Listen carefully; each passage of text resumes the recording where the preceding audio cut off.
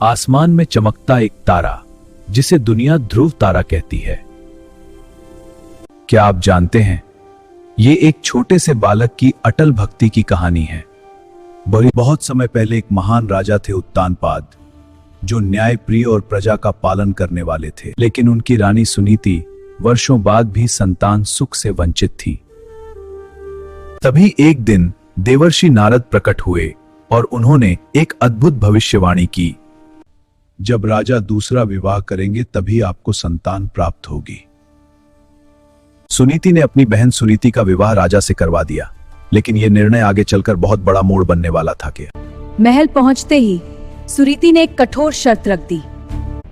पहली रानी को महल से दूर भेज दिया जाए और मेरे पुत्र को ही राजा बनाया जाए। राजा मजबूर थे और उन्होंने यह अन्यायपूर्ण वचन स्वीकार कर लिया था। कुछ समय बाद रानी सुनीति ने एक पुत्र को जन्म दिया, जिसका नाम रखा गया ध्रुव। और दूसरी रानी सुनीति के यहाँ जन्म हुआ उत्तम का। नन्हा ध्रुव मासूम और निष्कपट राजमहल में खेलते हुए अपने पिता के प्यार को तरस रहा था। एक दिन ध्रुव ने देखा कि उसके पिता उसके भाई उत्तम को अपनी गोद में बिठाकर प्यार कर रहे हैं। मासूम ध्रुव भी दौड़कर अपने पिता की गोद में बैठना चाहता था,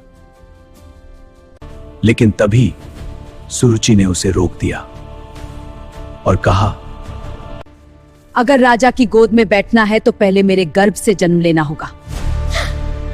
ये शब्द एक छोटे से बच्चे के दिल को चीर गए।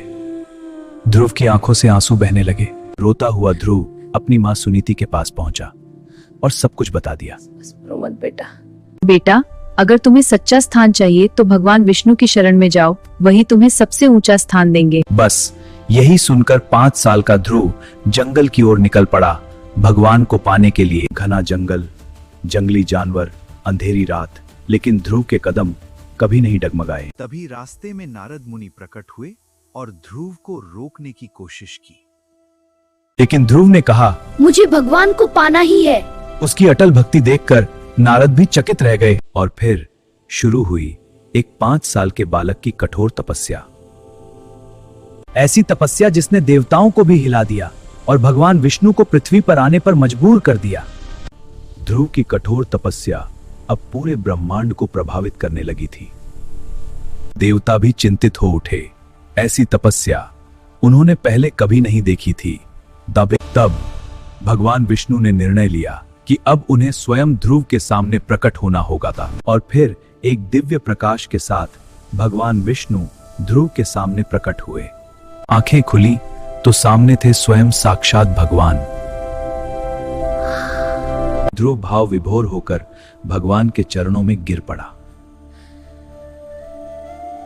भगवान विष्णु बोले, हे बालक, तुम्हारी भक्ति ने मुझे प्रसन्न कर दिया, मांगो क्या वरदान चाहते हो।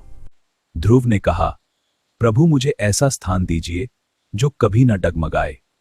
भगवान मुस्कुराए और ध्रुव को बना दिया आकाश का सबसे अटल तारा, ध्रुव तारा। आज भी वो तारा अटल है जो हमें सिखाता है, सच्ची भक्ति कभी व्यर्थ नहीं जाती।